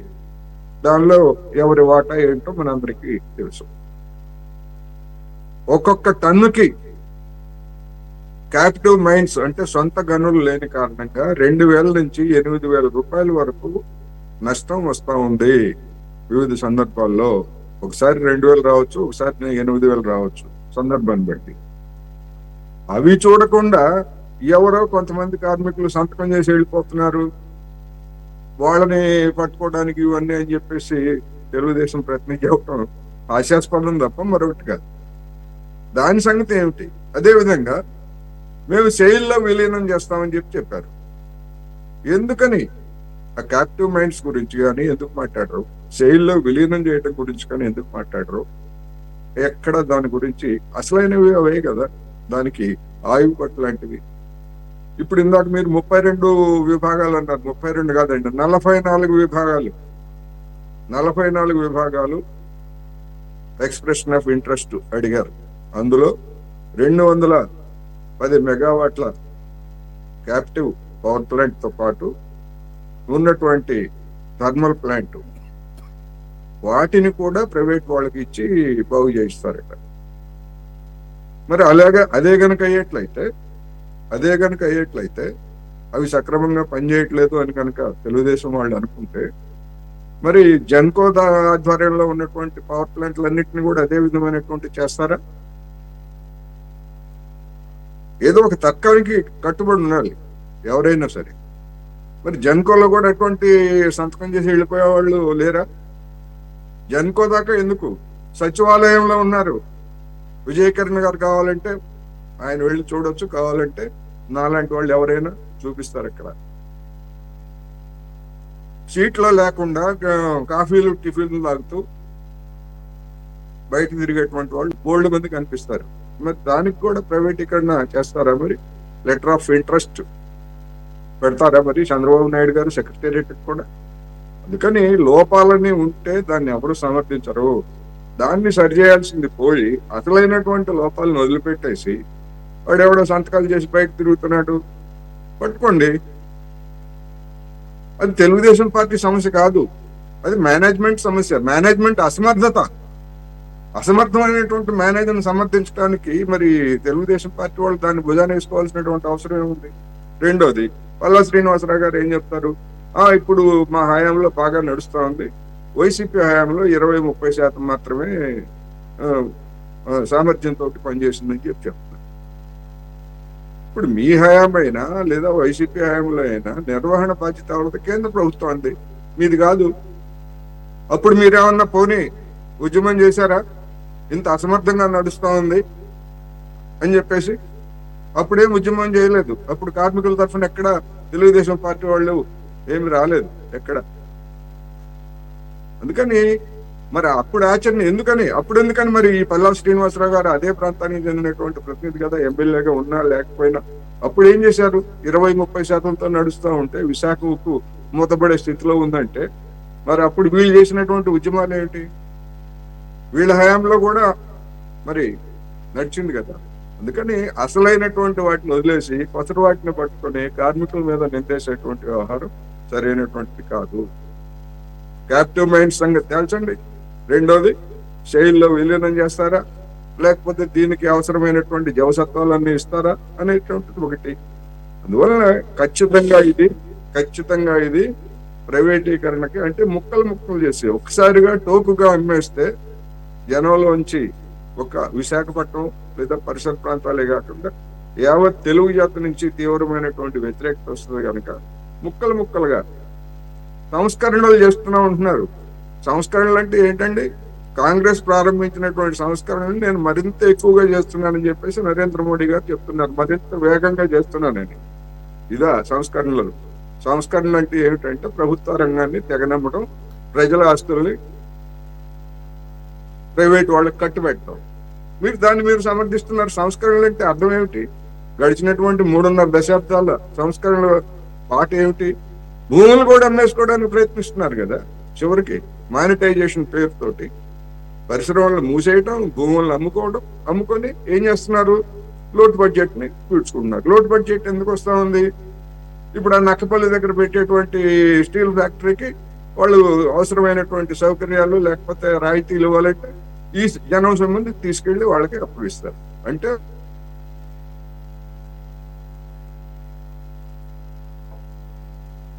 ఏముంది సార్, పేదోడిని కొట్టి ఆయన్ని పోషించడం, అంతకంటే ఉంది. అయ్యే సంస్కరణలు, గొప్ప సంస్కరణలు. సార్ విజయకిరణ్ గారు, ఒకటి సింపుల్ అండి. విద్యుత్ రంగంలో గతంలో ఏలు పెట్టి చంద్రబాబు నాయుడు గారు ఏ విధమైనటువంటి ఫలితాలు చూశారో మీకు గుర్తు తెచ్చుకోండి ఒకసారి. 10 సంవత్సరాల పాటు అధికారానికి దూరం కావడానికి విద్యుత్ రంగంలో చంద్రబాబు నాయుడు గారు మొదలుపెట్టినటువంటి సంస్కరణలే కారణం. ఇప్పుడు మళ్ళా ఆ విద్యుత్ రంగంలోనే స్మార్ట్ మీటర్ల పేరుతోటి మరొకటి చేస్తున్నారు. కానీ ఇవన్నీ కూడా అంటే అధికారంలో ఉన్నప్పుడు చేసేది ఒకటి, అధికారంలో లేనప్పుడు చేసేటువంటి ఒక వ్యవహారంగా కనిపిస్తా ఉంది. కానీ విశాఖ ఉక్కు ఫ్యాక్టరీని ఈ విధంగా కనుక సమర్థించుకుపోయేట్లయితే అది మొత్తం గఫూర్ గారు చెప్పినట్టు చివరికి బోర్డు ఒక్కటే ఉంటది, ప్రభుత్వ రంగంలో ఉన్న సంస్థ అని. లోపలంతా ఉండేది ప్రైవేట్ వాళ్ళే ఉంటారు అనేది ఈ సందర్భంగా నేను చెప్పదలుచుకున్నా. గతంలో లేరా అంటే గతంలో ఉన్నారు, లేరని అంటలా, కానీ చిన్న వర్క్స్. ఇది మొత్తం క్యాపిటివ్ పవర్ ప్లాంట్లను కూడా ప్రైవేట్ వాళ్ళకి ఇవ్వటం ఏంటండి? పర్మనెంట్ గా పనిచేయాల్సినటువంటివి పవర్ ప్లాంట్స్. మీరు అన్నట్టు మెయింటెనెన్స్ 1-6 అయితే వేరు, కానీ క్యాపిటివ్ పవర్ ప్లాంట్స్ కూడా ప్రైవేట్ వాళ్ళకి ఇస్తున్నారు. మరి ఆ ప్లాంట్ ఇచ్చిన తర్వాత అక్కడ బాగా పనిచేస్తున్నాయని చెప్పేసి రేపు రాష్ట్రంలో జెన్కోకు సంబంధించినటువంటి వాటిని కూడా వేరే వాళ్ళకి కట్టుబెట్టేస్తారుగా. అందుకని ఆ విధమైనటువంటి సమర్థన అనేటువంటిది చివరికి అంతిమంగా 2029లో ఏం జరుగుతుందనేటువంటిది ఇదే తీరుతో కనుక వెళ్ళేట్లయితే మళ్ళా జగన్మోహన్ రెడ్డి గారి పరిస్థితి తెలుగుదేశం 3 పార్టీల కూటమికి కూడా వచ్చే అవకాశం అయితే ఉంటుందనేది నేను చెప్పవచ్చు. సో విజయకిరణ్ గారు ఏదంటారు కదా, అన్ని విషయాల్లోనూ ఎంతో కష్టపడి ఆయన కూడా రోజుకు 18 గంటలు కష్టపడి పనిచేస్తున్నారు అంటే బూడిదలో పూసిన పన్నీరు చేసుకుంటాం అంటే ఇది అనమాట. కొడిసర గారు అన్నట్లు అప్పుడు కూడా అంతే, ఆ విద్యుత్ ఉద్యమాన్ని చక్కగా ఉపయోగించుకొని వైఎస్ రాజశేఖర రెడ్డి గారు పదవిలోకి వచ్చాడు. ఆ తర్వాత ఎన్ని కుంభకోణాలు అన్ని ప్రభుత్వాలు జరుగుతుంది, కానీ కుంభకోణాలకు అసలు ఒక దాన్ని ఏమంటారు, ఒక దిశ చూపించిన ఒక కాలాన్ని చూపించారు. ఓకే, ఆయన ఏ పార్టీలో ఉన్నాడో అవన్నీ పక్కన పెడదాం, అదే కంటిన్యూ అయింది 1924 మధ్యలో. కాబట్టి ఇటువంటి ఇది అంటారు కదా, ఆయన చాలా తక్కువ అంచనా వేసుకుంటారు అనుకుంటా చంద్రబాబు నాయుడు గారు. ఇలాంటివి చాలా ఈజీగా నేను హ్యాండిల్ చేయగలను అనేది. ఇటువంటి ఆయనే కాదు, ఎవరు హ్యాండిల్ చేయలేరు సరైన కనుక పద్ధతిలో పోకపోతే. రెండోది స్ట్రైట్ క్వశ్చన్ అండి, దీనికి రివైవ్ చేయడానికి కావాల్సింది క్యాప్టివ్ మైన్స్, ముడి సరుకు సంబంధించినటువంటి మైన్స్ని కేటాయించాలి. అది చెప్పటంలా లేదు, సెయిల్లో విలీనం చేయాలి. చేస్తామని చెప్పేసి కింద స్థాయి నాయకులే అంటారు తప్ప పైనుంచి అసలు ఒక్క అడుగు కూడా ముందు పడలా. ఆన్ కాంట్రరీ అక్కడ నక్కపల్లి దగ్గర ఇచ్చినటువంటి కేటాయించినటువంటి ఆ జిందాల్కి వచ్చేసరికి క్యాప్టివ్ మైన్స్ కోసం యాక్చువల్లీ చంద్రబాబు నాయుడు గారు రికమెండేషన్లు కేంద్రంతో మంత్రాలు జరుపుతారా? అసలు మీకేం అవసరం? ఉన్నదాన్ని దాన్ని రివైవ్ చేసుకోకుండా దీనికి కదా క్యాప్టివ్ మైన్స్ కోసం పోరాడాల్సింది. క్యాప్టివ్ మైన్స్ ఇవ్వకపోతే ఖచ్చితంగా అక్కడ కాస్ట్ పెరిగిపోతుంది ఆబ్వియస్గా. ఇప్పుడు కోటేశ్వర గారు చెప్పినట్లు టన్నుకి 5-6 రెట్లు పెరుగుతుంది. అలాగే బొగ్గు కేటాయింపులు లేవు, దానికి బోగీలు అరేంజ్ చేయాలి, చెయ్యరు. మరి ఇవన్నీ లేకుండా దాన్ని లాభాల్లో తీసుకురావాలి అని అంటే ఎట్లా కుదురుతుంది? కుదరదు కదా. కాబట్టి ఇవన్నీ వాంటెడ్గా చేస్తుంది ఇది కేంద్ర ప్రభుత్వం. మీరు ఆ రొంపిలో ఉన్నారు కాదంటం లేదు, దాన్ని చాలా టాక్టికల్గా చేసుకోవాల్సిన బాధ్యత ఉంటుంది అంతే తప్ప ఏం జరగట్లేదు అంటే నష్టపోయేది తెలుగుదేశం పార్టీ, బీజేపీ కాదు. బీజేపీకి ఏం లేదు ఇక్కడ స్టేక్. వాళ్ళకి ఇప్పుడు కాకపోయినా రేపైనా కానీ ఆ 25 ఎంపీలు రిజర్వ్గానే ఉంటారు. మీ పార్టీ అయినా వైసీపీ పార్టీ అయినా ఇక వేరే ప్లేయర్కి స్థానం లేకుండా చేశారు కదా. కాబట్టి ball is in your court I think. Sir ఒకటి ప్యానెల్లో ఉన్న సభ్యులందరికీ నేను ఏం చెప్పదలుచుకుంటా ఉన్నానంటే, ఎంప్లాయీస్ మొత్తం కూడా సంతకం పెట్టి వెళ్తున్నారనో లేదా ఎంప్లాయీస్ గురించి నేను తక్కువగా మాట్లాడినటువంటి పరిస్థితి లేదు. నేను క్లియర్గా చెప్పాను, కొంతమంది అలా చేస్తున్నారు, సంస్కరణలో భాగంగా వాటి గురించి కూడా చూస్తూ ఉన్నారు. అది ఒక పార్ట్ మాత్రమే. అది మొత్తంగా దాన్నే బేస్ చేసుకొని మాట్లాడిన నేను మాట్లాడలేదు, మా పార్టీ నాయకులు మాట్లాడలేదు, ఎవరు కూడా మాట్లాడరు. దీన్ని మన కార్మికుల కష్టంతో లేకపోతే ఈ రోజుని ఇన్ని రోజులు దాన్ని సర్వైవల్ జరగటువంటి పరిస్థితి ఉండదు. కాబట్టి నేను చెప్పిన మాటకి ఇంకొక విధంగా మాట్లాడేదానికి నేను క్లారిఫికేషన్ ఇవ్వదలుచుకున్నాను. కొంతమంది చేసే దాని మీద నేను మాట్లాడాను తప్ప అందరు కార్మికులు అనలేదు. ఒకవేళ మీకు అలా అనిపించుంటే దాన్ని నేను సరి చేసుకోవడానికి కూడా నాకేమీ భేషజాలు లేవు. ఇక్కడ అల్టిమేట్గా నేను కూడా ఆంధ్రప్రదేశ్లో పుట్టిన ఒక చిన్న వ్యక్తిగా నేను చెప్తా ఉన్నానండి. ఆంధ్రప్రదేశ్ ఉక్కు మన సొంతం, మనది. ఇక్కడ కొన్ని సంస్కరణలు జరిగినాయి, అంత మాత్రాన అది ప్రైవేటు పరమో లేదా ఇంకో ఇది కుట్రలో భాగంగా జరుగుతూ ఉందంటే అటువంటి పరిస్థితి వస్తే మా తెలుగుదేశం పార్టీకి సంబంధించిన మా బాబు గారు కానీ ఎవరు కూడా ఒప్పుకునే పరిస్థితి లేదు. ఖచ్చితంగా బీజేపీతో ఎంత ఒత్తిడి పెట్టైనా సరే విశాఖ ఉక్కుకు సంబంధించిన దాంట్లో మేము వెనకడుగు వేసేటువంటి పరిస్థితి లేదు. క్యాప్టివ్ మైన్స్కి సంబంధించి కూడా మేము పోరాటం చేస్తూ ఉన్నాం, కన్సెన్సస్ జరుగుతూ ఉన్నాయి. ఖచ్చితంగా నేను చెప్తా ఉన్నానండి, విశాఖ ఉక్కు ఖచ్చితంగా భద్రతతో కూడిన ఏ విధమైనటువంటి రాబోయే రోజుల్లో కూడా ప్రైవేట్ పరం చేయడానికి అవకాశమే లేకుండా మరొకసారి ఆ పేరు రాకుండా కావాల్సినటువంటి అన్ని కార్యక్రమాలు ఈ ఎన్డీఏ కూటమిలోనే చంద్రబాబు గారి నాయకత్వంలోనే చేసి చూపిస్తామనేటువంటిది మేము నమ్మకంగా చెప్తా ఉన్నాం. అటువంటి కాని పరిస్థితి ఉత్పన్నమే అయ్యేది అనేటువంటి ఆలోచన కూడా మాకు లేదు. అటువంటి పరిస్థితే వస్తే ఎంతటి నిర్ణయానికైనా తెలుగుదేశం పార్టీ వెనకాడదు. తెలుగుదేశం పార్టీకి సంబంధించిన వాళ్ళు కాదు. ఇది ఏదో తెలుగుదేశం పార్టీకో లేదా ఇంకో పార్టీ కాదు. ఆంధ్రప్రదేశ్ పౌరుడిగా, ఆంధ్రప్రదేశ్లో పుట్టినటువంటి వ్యక్తిగా, ఆంధ్రప్రదేశ్ గాలి పీలుస్తున్న వ్యక్తిగా ఎవరూ కూడా దానికోసం వెనకడుగు వేసే పరిస్థితి లేదు. దానికోసం ఎంతటి ఉద్యమానికైనా ప్రాణ త్యాగానికైనా సరే వెనకడుగు వేసేటువంటి పరిస్థితే ఉండదని మాత్రం స్పష్టంగా చెప్పదలుచుకుంటా ఉన్నానండి. పనిలో పనిగా పవన్ కళ్యాణ్ గారితో కూడా ఆ మాట అనిపించండి, అప్పుడు కొద్దిగా స్ట్రాంగ్గా ఉంటుంది మీ వాదనకి. రైట్ సార్ గఫూర్ గారు, కంక్లూడింగ్ రిమార్క్స్. వీళ్ళు ఎంత చెప్పినా కానీ నేను ఆల్రెడీ అన్నట్లు అక్కడ బీజేపీ కేంద్ర ప్రభుత్వంలో ఒక విధానపరమైన నిర్ణయం అది. సో మీరేదో పోరాటాలు గిరాటాలు ఇవన్నీ వద్దండి, పెద్ద ఎందుకు, మనకు అసలు అవసరం లేదు. సింపుల్ ఒక్క స్టేట్మెంట్ ఇప్పించండి ఈరోజు నైట్కి. Either Modi or Nirmala Sitharaman or any big minister, major minister, ఒక అమిత్ షాతోనో లేదంటే ఇంకొకళ్ళతోనో ఒక మాట అనిపించండి చాలు. మీరు అన్నట్టుగానే ఓన్లీ సంస్కరణల వరకే, అది ప్రైవేట్ పరం చేయము. మాట మాత్రమే కాదు, కార్యక్రమం కూడా చేసి చూపిస్తాం. రెండోది అదొక్కటన్నా కూడా మేము నమ్మం. ఎందుకంటే మాకు కావాల్సింది అది ఎప్పుడు జరుగుతుందంటే క్యాప్టివ్ మైన్స్ మేము కేటాయిస్తాము, లేదంటే సెయిల్లో విలీనం చేయబోతున్నాము, ఈ రెండిట్లో ఒక ప్రకటన ఇప్పించండి చాలు. సార్ గఫూర్ గారు. ఇప్పుడు సురేష్ గారు, మన విజయ్ కిరణ్ గారు ప్రాణత్యాగం చేస్తాను, ప్రాణత్యాగం కూడా సిద్ధమే మేమంతా అన్నాడు. ప్రాణత్యాగం అవసరం లేదు బ్రదర్. ఇక్కడ చేయాల్సింది ఏమిటంటే, మీరు త్యాగం చేయాల్సి వస్తే బీజేపీ మీద ఒత్తిడి చేసి త్యాగం చేయాలా, బీజేపీ కాదనుకుంటే బీజేపీ నుంచి బయటకు వచ్చి నిలబడే త్యాగం చేస్తే చాలు, రాష్ట్రం బాగుంటుంది. నేను అన్ని అంశాలు చెప్పాను. ఓకే ఓకే కొంచెం వినండి. ఎందుకంటే మీరు డెసిషన్ మేకరే కనుక అయితే నేను మిమ్మల్ని ఇక్కడే అప్లాజ్ చేసేవాడిని. మీరు డెసిషన్ మేకర్ కాదు. అఫ్ కోర్స్ మీ స్పిరిట్ నేను అభినందిస్తున్నా. ఇక్కడ సురేష్ గారు పాయింట్ ఏమిటంటే, 11,000 కోట్ల రూపాయలు కేటాయించినప్పుడు కూడా ఇదే రకమైనటువంటి చర్చ జరిగినప్పుడు మేము చెప్పాము, అయ్యా మినిమం మీరు చేయాల్సింది ఏమిటంటే, ఐరన్ ఓర్ ఛత్తీస్గఢ్లో ఉంది, ఒరిస్సాలో ఉంది, మీరు ఎక్కడి నుంచైనా సరే మీరు గనులు కేటాయించండి.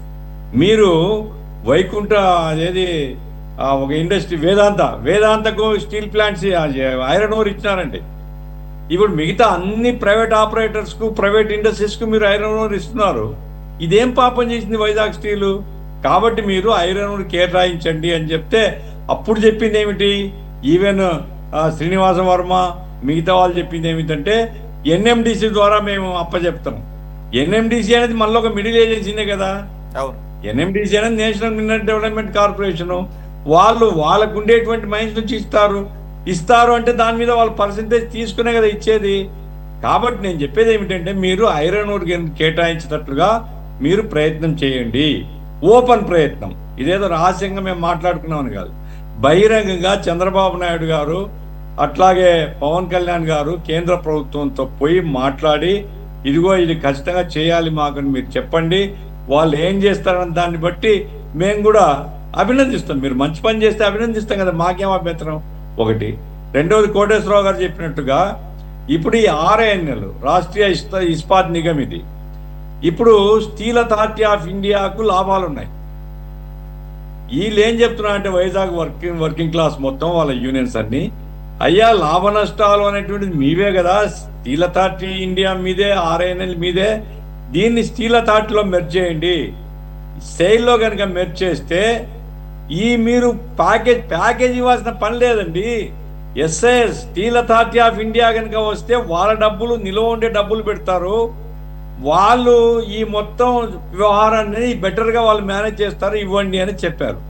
ఈ రెండు విషయాల మీద మీరు సెంట్రల్ గవర్నమెంట్తో మాట్లాడడం కాదు, పట్టుదలతో. ఎందుకంటే సురేష్ గారు, నేను పాత సంగతి ఒకటి గుర్తు చేస్తాను, అది మరి గుర్తు రావడం లేదు నాకు. ఇండస్ట్రీ చిన్న ఇండస్ట్రీ వైజాగ్లో ఉందండి, మన పోర్ట్స్ను డీప్ అని చేస్తుంది, అది మూసేసిందారు సెంట్రల్ గవర్నమెంట్ వాళ్ళు. పవన్ కళ్యాణ్ పోయి పెద్ద హంగామా చేశారు అక్కడ, మా వైజాగ్ అన్యాయం చేస్తారా అనేసి. ఈ అంత చిన్న ఇండస్ట్రీ కోసం హంగామా చేసినాడు, వెరీ గుడ్, మేము ఆ రోజు బలపరిచాం, అభినందించాం. ఈ రోజు ఇంత పెద్ద ఇండస్ట్రీ ఉంటున్నప్పుడు dredging corporation of India, dredging corporation అది పోర్ట్స్ ను డీపన్ చేస్తుంది, చిన్న యూనిట్ అది. అయినా పవన్ కళ్యాణ్ గారు ఒక వర్కర్ చనిపోయినాడు, ఆత్మహత్య చేసుకున్నా అంటే పవన్ కళ్యాణ్ వచ్చేసి అప్పుడే పార్టీ పెట్టినాడు, ఆయన పెద్ద హంగామా చేసి, ఎస్ వీ అప్రిషియేటెడ్ హిమ్, మేము పూలమాలేసి స్వాగతం చెప్పాం. మరి ఇంత పెద్ద ఇండస్ట్రీ, 1000 మంది కార్మికులు బలిపశువులుగా మారుతున్నారని మేము చెప్తున్నాం. సార్ విజయ్ కిరణ్ గారు, 5000 మంది కాంట్రాక్ట్ వర్కర్లు ఉద్యోగాలు కోల్పోయినారు ఇప్పటికే స్టీల్ ప్లాంట్ లో. ఈ మధ్య, పాతకాలం కాదు, ఈ మధ్య ఈ నెలల తేడాతో 5000 మంది కాంట్రాక్ట్ వర్కర్స్ ఆర్ రిమూవ్డ్. 3200 మంది పర్మనెంట్ వర్కర్స్ కు VRS ఇవ్వడానికి మీరు ఆల్రెడీ ప్రకటించినారు. 5000 మంది 3000 మంది అంటే 8000 చిల్లర మంది. ఆ రకంగా ఎవడో నిద్రపోయేవాడో, ఎవడో పనికి పోయేవాడో, పనికి పోలేనివాడో అంటున్నారు మీరు.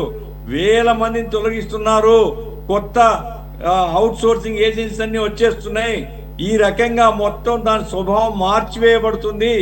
కాబట్టి మీరు జోక్యం చేసుకోండి. చంద్రబాబు నాయుడు గారు, పవన్ కళ్యాణ్ గారు లేదా బీజేపీ మంత్రి కూడా వెంటేసుకుంటారు, మీ ఇష్టం, కూటమి. You are answerable, you are accountable. మీ పల్లా శ్రీనివాసరావు గారు మాటలు చెప్తున్నారు. ఆయన అత్యధిక మెజార్టీ గాజువాకలు ఇచ్చారు ప్రజలు. గాజువాకలోనే యూనిట్ ఉంది. ఇది రేపు ఏ ముఖం పెట్టుకొని జనం దగ్గర పోతారు. దయచేసి మీరు ఆలోచించుకొని కేంద్ర ప్రభుత్వంతో సంప్రదింపులు చేయాలని. వర్కలను తొలగించడం కాదండి. వర్కలను తొలగించడం రిఫార్మ్స్ అంటే ఏది? వర్కలను తొలగించడమా? వర్కలను తొలగించి యంత్రాలు పెట్టుకొని లాభాలు సంపాదిస్తారా మీరు? పని చేయని వర్కర్ ఉంటే తీసేయండి, మాకేం అభ్యంతరం లేదు. వేల మందిని వర్కలను తొలగిస్తున్నారని చెప్తున్నా. 10,000 మంది కాంట్రాక్టర్లు పోయినారు. వాళ్ళ కుటుంబాలు ఏమవుతున్నాయి? మేము స్టీల్ ప్లాంట్ ఉంది ఉంది ఉంది అని కొట్లాడి సాధించుకుంటే పస్తులు ఉండాల్సిన పరిస్థితిలో కార్మికులు పోతే ఏమి సాధించినట్లు? కాబట్టి 3,200 మంది విఆర్ఎస్ పర్మనెంట్ వర్కర్స్కి ఇస్తున్నారు. ఇవన్నీ దయచేసి మీరు కొంచెం లోతుగా అధ్యయనం చేసి మీరు పోండి, మాట్లాడండి. కాదు, ఆ యూనియన్స్ మీరు తీసుకొని పోండి. ఆ రకంగా మీకు మంచి పేరు వస్తుంది మీరు కృషి చేస్తే. లేదు పై మాటలు చెప్తూ ఉంటే మాత్రం ఎంతో కాలం జనం ఇప్పుడు ఈరోజు చాలా తెలివైన వాళ్ళండి. మీకంటే నాకంటే తెలివైన వాళ్ళ ప్రజలు.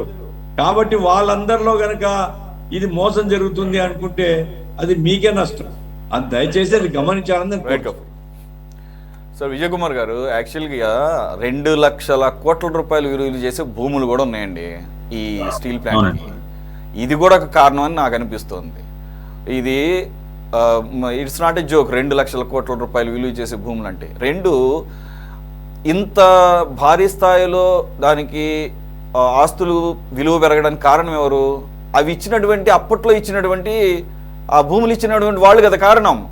మరి వాళ్ళ కంట్రిబ్యూషన్, వాళ్ళ త్యాగాలు ఇవన్నీ డౌన్ ద లేన్ 30 years తర్వాత 40 years తర్వాత మర్చిపోతానంటే ఎట్లా కుదురుతుందండి? సార్ విజయ్ కుమార్ గారు, అదే మీ హయాంలోనే అప్పుడు ఇది స్థాపించబడింది. యాక్చువల్గా మీరున్న కాలంలోనే దీని క్యాప్టివ్ మైన్స్ కేటాయించుంటే సగం సమస్య పరిష్కరించబడేది. అఫ్కోర్స్ అప్పుడు కూడా ఏమి ప్రైవేటైజేషన్ చేయాలనుకుంటే పాలసీ మ్యాటర్ డెసిషన్ తీసుకుంటే ఎవడేం చేయలేడు. క్యాప్టివ్ మైన్స్ ఉన్నా లాభాల్లో ఉన్నా అమ్మేస్తారు. ఎందుకంటే సీతారామన్ గారు క్లియర్గా చెప్పారు కదా, it's not matter of profit or loss, we have taken a policy decision nationwide. అది లాభాల్లో ఉందో నష్టాలతో ఉందో సంబంధం లేదు అని ఆవిడ కుండబద్దలు కొట్టి చెప్పినప్పుడు వీళ్ళు ఎన్ని స్టోరీలు చెప్పినా కానీ బీజేపీ వాళ్ళు కానీ ఎవరు నమ్ముతారు? మనకన్నా అక్కడ బాగా తెలుస్తుంది కార్మికుల కన్నా అక్కడ ఎప్పటి నుంచో ఉన్నటువంటి అక్కడ లోకల్గా ఉన్న వాళ్ళకి తెలుస్తుంది. ఎవరిని నమ్మించగలరు? కాబట్టి దీనికి ఈ రకమైనటువంటి పరిస్థితి తీసుకొచ్చిన దానికి ఏ రకంగా ముందుకెళ్తే ఇది ఆగుద్దంటే నాకు ఇది నమ్మకలేదు. ఇప్పుడు ఒకటి సార్, మోడీ గారు అప్పుడు జగన్ గారి భుజం మీద, ఇప్పుడు చంద్రబాబు నాయుడు గారి భుజం మీద పెట్టి కాలుస్తున్నారండి. కాలుస్తున్నారు. ఇదే కాదు, మీకు ప్రత్యేక హోదా కూడా అంతే కదండి. రెవెన్యూ లోటు ఎంత తిరిగింది అనేది మనకు తెలియదు. స్టేట్ విడిపోయిన తర్వాత ఎవరైనా చెప్పండి, పెద్దనే చెప్పండి ఎవరైనా, రెవెన్యూ లోటు మనకి ఎంత తీరింది? మనం క్యాపిటల్ వదులుకుని వచ్చాం, మన క్యాపిటల్కి ఎంత డబ్బులు ఇస్తున్నారు? అసలు రీఆర్గనైజేషన్ యాక్ట్ లో క్యాపిటల్ మొత్తానికి ఇవ్వాలని ఉంది. మరి చంద్రబాబు నాయుడు గారు ఎందుకు అరగలేక పూలింగ్ చేస్తున్నారు? ఎందుకు దేహే అంటూ మనం అన్ని దేశాలు తిరుగుతున్నాం? అది అడిగే విధానం ఉంటుందండి. నాయకత్వం అంటే గవర్నమెంట్ తెచ్చుకోవడం కాదండి. గవర్నమెంట్ తెచ్చుకున్న దాన్ని ప్రజల మీద భారం పడకుండా, మీకు 2014లో చంద్రబాబు నాయుడు గారు పెట్రోల్ మీద చేసిన రేటు 2 రూపాయల రేటు 3 రూపాయలు అయింది కానీ ఏం తగ్గలేదండి. రాష్ట్రాన్ని పీల్చి పిప్పు చేసేస్తున్నారు. మీరు అన్నారు కాంగ్రెస్ గవర్నమెంట్ ఇచ్చింది ఆ రోజుల్లో. ఓకే, అప్పుడే కొద్దిగా కార్మికులు ఇప్పుడు పోరాటంలాగా అప్పుడే మేలుకుని ఉంటే, ఆ రోజుల్లో పెద్ద పెద్దలు ఉన్నారు. ద్రోణరాజు సత్యనారాయణ గారు, సుబ్బరామరెడ్డి గారు, ఉమా గజపతి రాజు గారు, ఇలా పెద్ద పెద్ద నాయకులు ఉన్నారు. కిల్లి కృపారాయణ గారు సెంట్రల్ మినిస్టర్. అప్పుడే కొద్దిగా మేల్కొని ఉంటే గనులు కేటాయింపు జరిగిందండి. అయిపోయింది. ఇప్పుడైనా చంద్రబాబు నాయుడు గారు దీన్ని ఆపుతున్నారని ప్రజలకు తెలియాలంటే గనుల కేటాయింపే. నాకు పెద్దలందరూ మాట్లాడిన ప్రకారం నాకు అర్థమైంది ఏంటంటే, గనుల కేటాయింపు ఎప్పుడైతే జరుగుతుందో అప్పుడు స్టీల్ ప్లాంట్ ఆగినట్టే. జాగ్రత్తగా కార్మికుల్ని ఇప్పుడు మొన్న జీవోఎం ఒకటి వేశారు, గ్రూప్ ఆఫ్ మినిస్టర్స్ ఒక బ్యాచ్ చేశారు ప్రతి అంశం మీద. దీని అంశం ఎందుకు పెట్టలేదు? అన్ని పెట్టారు కదా, ఎందుకు పెట్టలేదు జీవోఎంలో? ఇప్పుడుకైనా ఉత్తరాంధ్ర సమస్యల మీద దీన్ని ఒక ఎజెండాగా చేర్చి జీవోఎం దీన్ని కూడా వర్తింప చేసి కార్మికులు ఒక టీమ్గా చేసి తీసుకెళ్ళగలిగితే ఇది నెమ్మదిగా కనీసం ఈ 4 సంవత్సరాలైనా ఆపండి. రాబోయే కాలంలో కంపల్సరిగా ఖచ్చితంగా ఇండియా కూటమి అధికారం చేపడుతుంది. దీనికి రాహుల్ గాంధీ గారు కూడా రావాలని 2-3 సార్లు ప్రయత్నం చేశారండి. ఇక్కడ లోపాయ రాజకీయాలు విపరీతంగా ఉన్నాయి. ఇక్కడ మన విశాఖ ఏజెన్సీ కానీ తర్వాత ఉక్కు కానీ వద్దామని ప్లాన్ చేశారు, 2-3 సార్లు చేశారు నాకు తెలిసింది. కానీ ఆ విషయంలో ఇక్కడ లోపాయ రాజకీయాలు లేకపోతే ఇక్కడ ప్రజలు మభ్యపెట్టడం దానితో ఆయన ఇప్పటికైనా సరే ఈ 4 సంవత్సరాల్లో షర్మిల గారి నాయకత్వంలో ఒకసారి ప్రతిపక్ష నాయకుడిగా రాహుల్ గాంధీ గారిని తీసుకురాగలం అనేసి నాకు ప్రగాఢ విశ్వాసం ఉంది. నేను కూడా రిప్రజెంటేషన్ పెడతాను, నాకున్న యాక్సెస్ ప్రకారం నేను కూడా దీని మీద మెయిల్స్ పంపుతాం. ఇక్కడ ఏమీ లేదు, ఆ ప్రాంత ప్రజలుగా పార్టీలకు అతీతంగా సోదరుడు కిరణ్ గారు మాట్లాడుతున్నారు కాబట్టి మీరందరూ కూడా ఒక ఆలోచన చేయండి. ఆలోచన చేసి ఫ్రూట్ఫుల్ విధానం ముందుకెళ్తే, ఇప్పుడు సంస్కరణలు అంటున్నారు, సంస్కరణలు గారు పివి నరసింహ గారు చేశారండి, ఆ రోజులు వేరు. తర్వాత మన్మోహన్ సింగ్ గారు చేశారు. మన్మోహన్ సింగ్ గారు ఆర్థిక మంజంలో వెళ్ళిపోతున్న దాన్ని దేశాన్ని కాపాడారు. ఎలాగా? ఓన్లీ సర్వీస్ ట్యాక్స్ మీద. ఇప్పుడు సర్వీస్ ట్యాక్స్ అండి ఎన్ని ట్యాక్సులు పడిపోతున్నాయండి. ఇవేం సంస్కరణలు అండి? ప్రజలు పీర్చి చేయడం. మన ఫోన్ పే ఉపయోగిస్తే ఫోన్ పేలో ట్యాక్స్ అంట, రీఛార్జ్ చేసుకుంటే రీఛార్జ్లో 2 రూపాయలు ట్యాక్స్ అంట. ఎప్పుడు విన్నామండి? ఎంత దారుణం సార్ ఇది. ప్రజలు పీడ్ చేయడం కాదు. ఆయనకి మీకు మోడీ గారి కాదు, చంద్రబాబు నాయుడు కూడా ఏది ఫ్రీగా ఇవ్వడం ఇష్టం ఉండదండి. తప్పని పరిస్థితుల్లో ఈ విషయంలో ట్రంప్ గారిది అది మనం కరెక్ట్ అని చెప్పొచ్చు. టారిఫ్ కింగ్ అని చెప్పేసి అంటాడు ఇండియాని. ఇక్కడ ఇంటర్నల్ గానేమో ఇంటర్నేషనల్ గా అది, ఇండియాలోనేమో ట్యాక్స్ కింగ్ అనమాట వీళ్ళు. Right, tax king. ఈయన కూడా చంద్రబాబు నాయుడు గారు కూడా ఏది ఇష్టం ఉండదు. ఇప్పుడు P4 అంటున్నారు. P4 ఎందుకండి? లబ్ధిదారులకు కూడా P4 ఎందుకండి? అంటే పేదరికం పోవాలని మంచి ఆలోచనే. స్వచ్ఛందంగా పెట్టండి. దానివల్ల ప్రభుత్వం బ్యాట్ అయిపోతుంది, అర్థం కావట్లేదు. మీరు కొన్ని విధానం, మీరు ఆంధ్రజ్యోతి పక్క టీడీపీ అంటారు, ఆయనే హెచ్చరిస్తున్నాడు రాధాకృష్ణ గారు. మీరు హెచ్చరికగా తీసుకుని P4 అనేది ఇప్పుడు ఇంకా కూడా బంగారు కుటుంబాలు, మనసు ఉన్నవాళ్ళు, మనమందరం మానసత్వం మంచోళ్ళు, మానసికంగా మంచోళ్ళం కాదండి, మానవత్వం ఉన్నవాళ్ళం కాదా? P4 తీసుకోకపోతే మానవత్వం లేనోళ్ళ? తప్పు కదా. మీకు ఎవరైనా స్వచ్ఛంద, ఇప్పుడు ఎప్పుడు కూడా జన్మభూమి ఇది ఇండైరెక్ట్ జన్మభూమి అండి. జన్మభూమిలో కూడా అలాగే చేసి బ్యాట్ అయ్యారు. అలాగే విద్యుత్ సంస్కరణలో కూడా ఇప్పుడు బలవంతంగా మీ కమర్షియల్ గా హౌసింగ్ కూడా కొట్టినా అంటున్నారు, కానీ బలవంతంగా కమర్షియల్ స్పాట్ మెటల్ బిగించేస్తున్నారు. అది ఎవరి మీద పడుతుందండి? ఇండైరెక్ట్ గా ఆడికి కరెంట్ పెరుగుతుంటే కస్టమర్ మీద వేయకుండా భరిస్తాడు ఆ వ్యాపారస్తుడు. ఇవన్నీ మంచి పద్ధతులు కాదు. మీరు ఎప్పటికప్పుడు ఫీడ్బ్యాక్ తీసుకోండి. జీఓఎం లో ఇది ఒక భాగంగా పెట్టి, ఇది ఒక అంశంగా పెట్టి మనం ఇక్కడ నుంచి జీవోఎం ద్వారా కార్మికుల్ని అసోసియేట్ చేసి అమాల్గేషన్ చేసి తీసుకెళ్ళగలిగితే చాలా మంచిది, నడుస్తుంది. తర్వాత గనులు ప్రైవేట్ గట్లకి గనులు ఇవ్వడం కాదండి, ప్రభుత్వం దానికి ఇస్తే ప్రభుత్వానికి ఆ రూపాయి, ప్రతి రూపాయి కూడా ఆ ప్రాంతానికే కదండి ఉపయోగపడుతుంది, ఇంకా డెవలప్ అవుతుంది. విశాఖ ఆర్థిక రాజధానిగా కావాలంటే విశాఖ హుక్కుని మనం లేపగలిగితే అది ఇంకా కూడా మంచి ఆస్కారం కలుగుతుంది అనేది నా యొక్క ఉద్దేశం అండి. రైట్, మొత్తానికి అయితే చేతులారా చేసుకుంటున్నట్టే అర్థం అవుతుంది. ముఖ్యంగా తెలుగుదేశం పార్టీకి వాళ్ళకి ఎక్కువ దీని ఎఫెక్ట్ పడుతుంది కాబట్టి. సార్ కోటేశ్వర గారు, కంక్లూడింగ్ రిమార్క్స్. ఇక్కడ స్టీల్ ప్లాంట్ యొక్క మన ఇన్ఫ్రాస్ట్రక్చర్ని కూడా ఒకసారి గుర్తు చేసుకోవాలి. ఇదేం USSR, ఇప్పుడు రష్యా, అక్కడి నుంచి ఆ స్టీల్ ప్లాంట్కి ఇన్ఫ్రాస్ట్రక్చర్ ప్రొవైడ్ చేయబడింది. హై ఎండ్ టెక్నాలజీస్, అంటే the latest in steel plants అనేది నేను విన్నాను అనమాట. అంటే స్టీల్ ప్లాంట్లు నెలకొల్పబడిన వాటిల్లో ఈ కాలానికి కూడా అప్ టు డేట్ హై ఎండ్తో అప్పట్లోనే రష్యా ప్రొవైడ్ చేసింది USSRగా ఉన్నప్పుడు అని చెప్పేసి. మరి అంత హై ఎండ్ ఉండి ప్రొడక్షన్ని ఎనీ టైం ఫుల్ ప్లేజ్డ్గా వర్క్ చేస్తే ప్రాఫిట్స్లోకి తీసుకొచ్చేటటువంటి కెపాసిటీ ఉంది. అది ప్రూవ్ చేశారు కూడా ఈవెన్ 1 వీక్ బ్యాక్ అని చెప్పేసి అంటున్నారు. కాబట్టి wantedly they want to privatise this one. So ఈ రకంగా ఇన్ఫ్రాస్ట్రక్చర్ హై ఎండ్ 2 లక్షల కోట్ల రూపాయల ఆస్తులు ఉండి ఎందుకు ఈ దౌర్భాగ్యం అంటే మరి దీన్ని ఎలా చూడాలి? ఇప్పుడు బొకారో స్టీలు, వైజాగ్ స్టీల్కి రెండింటికి కూడా నాటి USSR ఆనాటికి ఉన్నటువంటి ప్రపంచంలో ఉన్నటువంటి అత్యాధునికమైనటువంటి పరిజ్ఞానాన్ని ఇచ్చి వీటిని ఏర్పాటు చేయడంలో ప్రముఖ పాత్ర వహించాయి అనేది అందరికీ తెలిసినటువంటి సత్యం. నేను విజయ్ కిరణ్ గారు ఆయన అనేక కబుర్లు చెప్పారు, కానీ నేనేమంటున్నానంటే తెలుగుదేశం పార్టీ నరేంద్ర మోడీ గారిని వ్యతిరేకించినటువంటి రోజులు ఉన్నాయి. 2019 నుంచి మొన్నటి ఎన్నికల్లో సర్దుబాటు చేసుకునేంత వరకు. ఆ మధ్య కాలంలో నిర్మలా సీతారామన్ గారు పదే పదే ప్రైవేటీకరణ గురించి ఆమె వెనక్కి తగ్గేదే లేదు, మళ్ళా పుష్ప అంటారేమో, తగ్గేదేలే అన్నట్టుగా ఆమె చెప్పారు. ఎప్పుడన్నా చంద్రబాబు నాయుడు గారు ఆ ప్రకటనని ఖండించినటువంటిది ఏదైనా ఆధారం ఏమన్నా విజయకిరణ్ గారు చూపించగలరా? నరేంద్ర మోడీ గారితో మిత్రత్వం ఉంది కనుక ఇప్పుడు ఖండించలేకపోవచ్చు, పోనీ అనుకుందాం.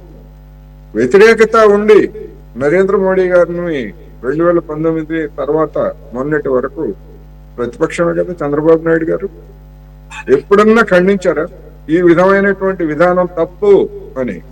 ఎందుకు ఖండించలేదు అంటే చంద్రబాబు నాయుడు గారు ఉమ్మడి రాష్ట్రంలో ముఖ్యమంత్రిగా ఉండగా రాష్ట్ర ప్రభుత్వ రంగ సంస్థలని, అనేక సంస్థలని, అవి షుగర్ ఫ్యాక్టరీస్ కావచ్చు, అనేక సంస్థలని తెగనమ్మేశారు.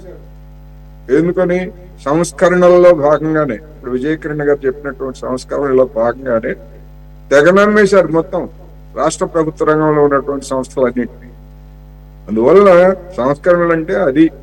ఇప్పుడు కూడా మీరు చెప్పేటువంటి సంస్కరణలు కనుక అయ్యేట్లయితే దీన్ని కూడా అమ్మేసేటువంటి అవకాశాలు పుష్కలంగా ఉన్నాయి. కాకపోతే ఏంటంటే కొత్త పద్ధతులు, సరికొత్త పద్ధతులు, అన్ని రంగాల్లో సరికొత్త పద్ధతులు వచ్చినట్టుగా ఈ విశాఖ ఉక్కుని అమ్మటానికి కూడా సరికొత్త పద్ధతుల్లో ఒక ప్రయోగం జరుగుతున్నట్టుగా కనిపిస్తూ ఉంది. సరే, చివరికి ఏమవుతుందనేటువంటిది ఇంతకు ముందు చెప్పినట్టుగానే రాజకీయ ఫలితం. ఇప్పుడు అదే గాజువాక ప్రాంతంలో తెలుగుదేశం పార్టీని వ్యతిరేకించి జగన్మోహన్ రెడ్డి గారిని గెలిపించినటువంటి వాళ్ళు తిరిగి మళ్ళా తెలుగుదేశం పార్టీని అఖండ మెజారిటీతో గెలిపించినట్టుగానే ఆశాభంగం చెందితే మళ్ళా వైసీపీకి ఏదైతే పునరావృతమైందో అదే పునరావృతం అవుతుంది అనేది నేను చివరిగా చెప్పదలుచుకున్నాను. రైట్. దాని బదులు ఈ ఏదో ఆడిపోతే ఈడిపోతే ఆడు కాకుండా కాంగ్రెస్, లెఫ్ట్ పార్టీస్ అట్లీస్ట్ ఇది చాలా సీరియస్ ఇష్యూ కాబట్టి దీన్ని పట్టుకొని ముందుకు వెళితే మరింత బలపడే అవకాశం ఉంటుంది. కమ్యూనిస్ట్ పార్టీలు ఎప్పుడు దానిలో భాగంగానే ఉన్నారు. ఆయన ఆల్రెడీ అడ్మిట్ చేశారు కాంగ్రెస్ పార్టీ తరఫున జరగాల్సినంత జరగటం లేదని చెప్పేసి, అలాగే లోకల్ పాలిటిక్స్ అని అని చెప్పేసి. So it is not a difficult thing. Rahul Gandhi గారు దృష్టికి వస్తే ఆయన రేపే వస్తాడు, ఆయన చాలా సింపుల్గా వచ్చేస్తాడు, దానికేం పెద్ద ఇదేం లేదు. సెకండ్ థింగ్, ఇక్కడ కొద్ది స్ట్రాటజీ కూడా వాడాలి మనం. మోదీ దృష్టి ఎప్పుడు పడుతుందంటే రాహుల్ గాంధీ దాన్ని అటెండ్ చేసినప్పుడే పడుతుంది. Rahul Gandhi or any other stalwart leader in Congress. Rahul Gandhi గారు కాబట్టి ప్రస్తుతం ఎల్ఓపిగా ఉంది. ఆయన కనుక ఆ ఇష్యూని టేకప్ చేస్తే ఎస్ మేబీ కాంగ్రెస్ రివైవ్ అవుతుందేమో అన్న భయం ఎస్ బీజేపీ ఖచ్చితంగా ఉంది. అందుకని వైసీపీని వేసుకుని తిరుగుతుంది కదా. ఇక్కడ వైసీపీ పాతాళానికి వెళ్ళిపోతే మళ్ళీ కాంగ్రెస్ ఏమైనా రివైవ్ అవుతుంది అనే ఉద్దేశంతోనే కదా దాగుడు మూతలాడుతుంది, బ్యాక్ సైడ్ నుంచి సంసారాలు చేస్తుంది. కాబట్టి అదే భయాన్ని కల్పిస్తూ కాంగ్రెస్ కనుక దీన్ని సీరియస్గా తీసుకుంటే కాంగ్రెస్ బలపడే అవకాశం ఉంటుంది. కాబట్టి అట్లీస్ట్ స్టీల్ ప్లాంట్ని కాపాడుకునే విధానంలో ఒక స్టెప్ ముందు పడే అవకాశం ఉంటుంది. Maybe it's a good strategy and opportunistic strategy for Congress. Thanks for joining. Yeah sir, India కూటమి నాయకులు వచ్చినట్టు ప్రయత్నం చేద్దామండి. Thanks for joining Vijay Kumar గారు, గఫూర్ గారు, కిరణ్ గారు అండ్ కోటేశ్వర గారు. ఇది వాళ్ళ టాప్ డిబేట్. మరో అంశంతో మళ్ళీ కలుద్దాం. Stay tune to city 24/7.